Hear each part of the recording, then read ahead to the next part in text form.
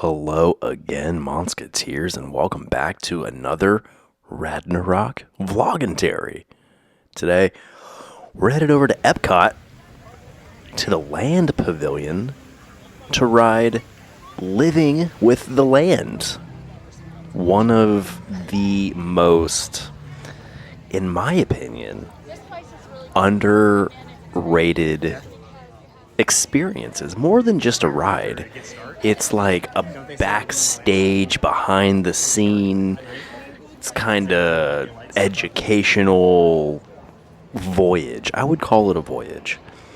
Now, the Land Pavilion kind of feels like a mall. I mean, look at this. It's cool. Don't get me wrong. And in that Florida heat, a giant building just pumped with AC, I'm never going to complain about, ever. But did you see that? It looked very mallish. Had a food court and everything. I don't actually know if it's a food court. There are restaurants, though, and I think that's kind of like free seating. But this is the line for the ride. It's different, right? Hey, look at my wife and my moo.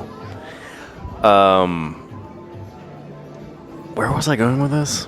Oh yeah, the line queue is just, it kind of felt like you were waiting in line to get into like a movie theater or something. Not the most Disney forward vibe, I would say. Let's see. That omnipresent voice comes over the intercom and it feels very Disney all of a sudden again. And then you're on a boat ride. So, also very Disney. It's very unassuming on this side. When you're here, and if you're unfamiliar with the ride, you don't really know what you're getting into. It's like you look ahead. Is it a dark ride? Is it kind of like Pirates? What's up with this mural? Who's that farmer? Are we at Whole Foods? You know? But it really turned out to be super interesting and relaxing. You know, I kind of feel like Epcot is for parents, right? Here we go. A voyage. I called it a voyage. Yeah. With the land, not on the land, with it. It starts kind of dark, righty?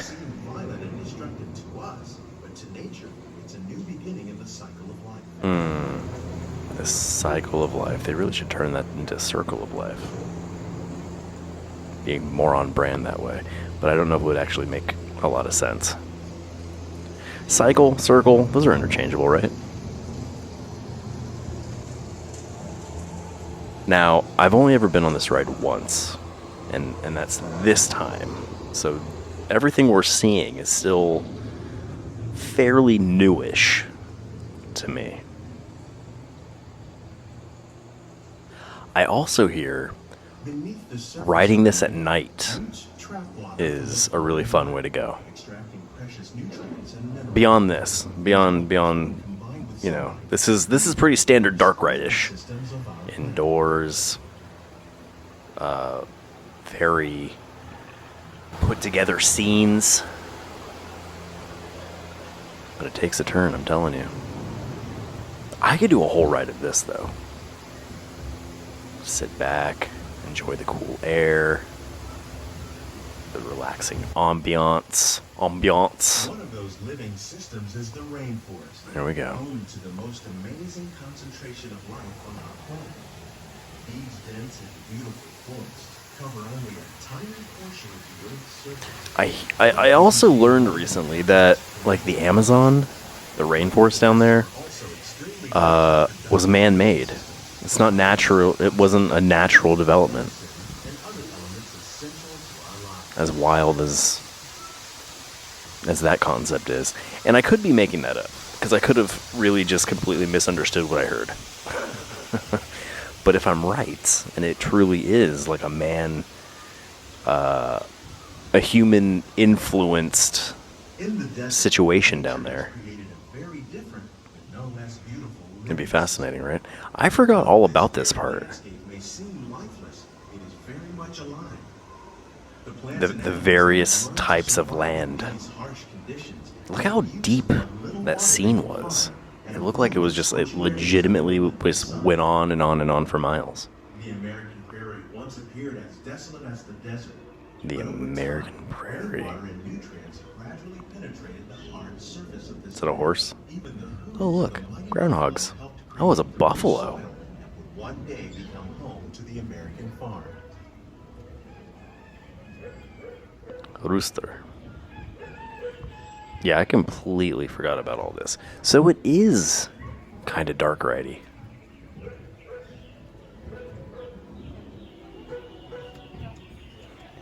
Is that a rooster or a chicken? No, that's a rooster on top of the mailbox. And then there's the hen.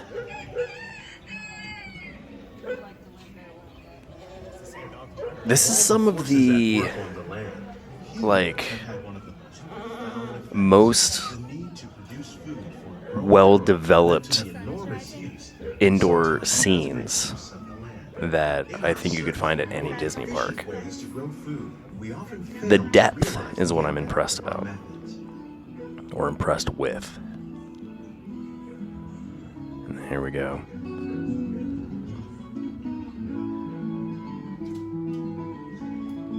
Today, we're learning to live with the land, discovering Instead of further on ways the to grow land. food that will assure both We human and are environmental well-being. we live symbiotically with the land.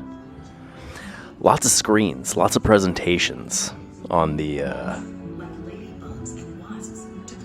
in the Epcot rides. In the farmlands across America, we're learning Because Spaceship Earth kind of had stuff like this too, right? containing natural fertilizers. Or am I making that up? I don't know. Let's go watch the ride along or ride through video and find out. Food on desert seacoasts by developing and planting crops. Swack. Why does that happen with those sprinklers? Like why does the sprinkler smack the stream of water? Is it to spread the water? Like what? I don't understand. Here at Epcot, Okay, here we go. learn to reduce the need for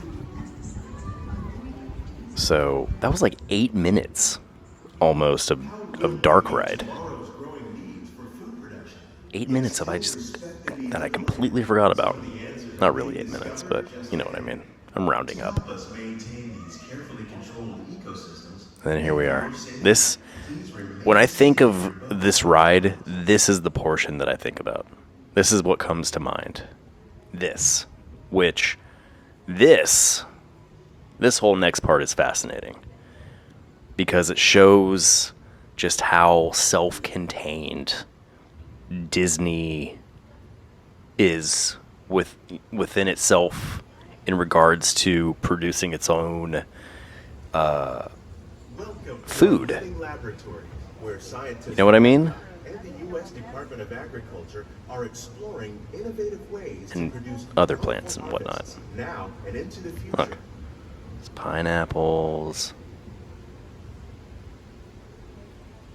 I couldn't really figure out what I wanted to focus on during this part, but bear with me. Things like papaya, bananas, Papaya, bananas, they're growing all their own stuff. around the world. So all the things that you're eating in the park, These are just a few of they're the plants that have been an self-producing, important source of nutrition for people living in the tropics. which Many are rich in I just find minerals, to be completely while others are fascinating. well adapted to growing in less than ideal conditions. Some, like the water lily, thrive in wet, swampy areas and waterways. All parts of this Like, this is just so water petals are edible. The starchy root of the plant well put together. Just very brilliantly designed and functional, which, again, one day I don't mean to keep repeating myself, but plants may be as important as I find it just to be so fascinating that, like, the lettuce they grow, they use, tons of bananas. the fruits, the other vegetables, The most popular fruit fish. They farm their own fish. And I'm sure they source some things from outside the Disney bubble, but the fact that they do self-produce so much is very impressive. Like, here you go. Look at all the fish here. And then there's something about, like, the fish. When we mention farming, you probably don't think Here, just listen. but fish farming Hybrid tilapia. accounts for nearly half of all the seafood consumed globally. Tilapia, bass, and catfish, like the ones you see here, are 3 of the more popular crops raised by fish farmers. Amazing. The sustainable system we're using here recycles the water in the tanks. As a result, we're able to save millions Yeah. of gallons each year. It recycles the water in the tanks, but then I feel like they use the water to, like, water some of the vegetation or something. I might be mixing that up with, you know, a dream I had once or something. I don't know. Play an important role in our efforts to produce bountiful harvests and still protect natural resources. So clearly, they're needing more than what we're seeing here to facilitate the needs of, like, their various restaurants and, you know, whatever other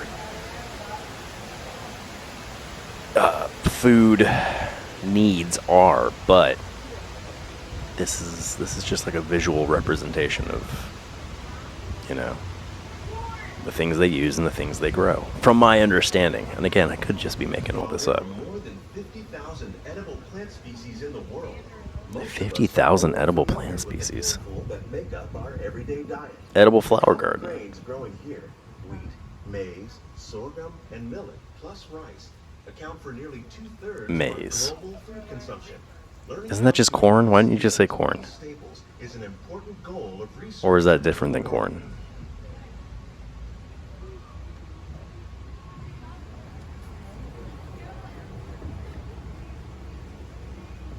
Such a peaceful red. These plants are definitely on their way up.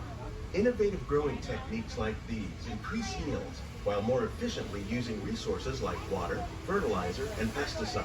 Yeah, I'm getting lost. I'm getting lost in the education again. I keep forgetting. There's a ride-through version of this video that we've posted up, and if you want to get all the info, go watch that. Reliance on conventional pesticides. This is the one where we ride together, and I try to be entertaining. But look at this. I'm getting sucked into just how interesting and I don't know, man. With it, we can produce over 27,000 heads. Can you believe there are people in this world that find this to be boring? And I don't know what to say to them. I'm sorry that your interests are seemingly so limited.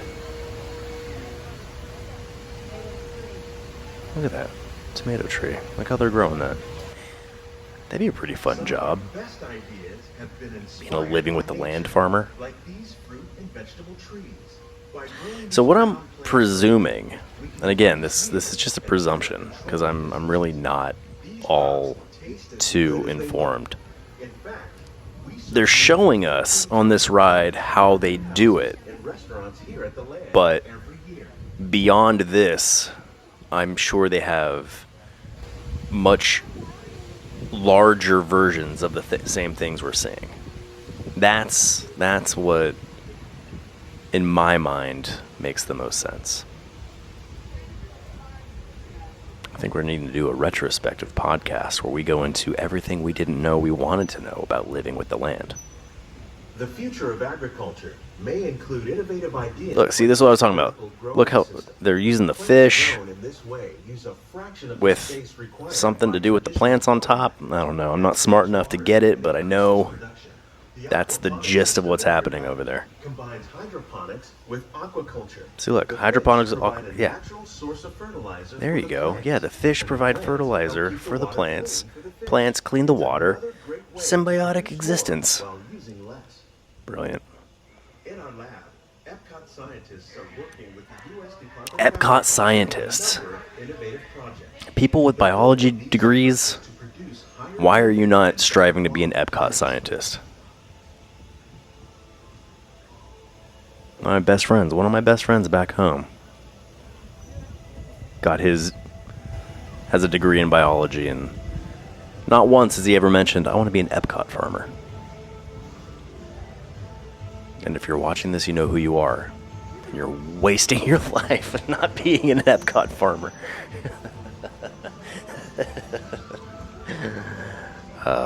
These greenhouses represent just a fraction of the work being done See? worldwide to produce bountiful harvests for our growing population. And you know, come to think of it, Scientists, farmers, and even the larger scale of the things that we just saw, I wonder where they all are, because I don't know necessarily if they're doing all of this in Florida. to find more ways to increase food production and protect our precious natural. I really want to do more research on this and learn much more about it. And that's where the retrospective podcast comes in. So depending on when you watch this, that podcast might be up or it might be coming. As of this recording, I haven't done it yet. We hope you've enjoyed But I this will. unique journey through our living laboratory. So If you'd like keep a lookout for that on leallegacy.com. Walking tour. It's a chance for A walking tour? I want to do a walking tour. with the plants and growing techniques in our laboratory. I would love to do that. How do we do a walking tour? That's now on my Disney bucket list. Inside the boat and remain seated until the boat comes to a complete Again, stop. also on my bucket list is riding this ride at night. And I hear during the holiday season, riding at night, it's another level upon another level of this ride experience. And here we are back at the mall. Yeah. This is definitely one of those rides you could ride every single time you're at the park and take in something new. So I can't wait to do it again. And I can already hear, because when we went this time, it was just my wife and our son Maverick. When we take our older kids, I can already hear Bane going, "That was the dumbest thing ever."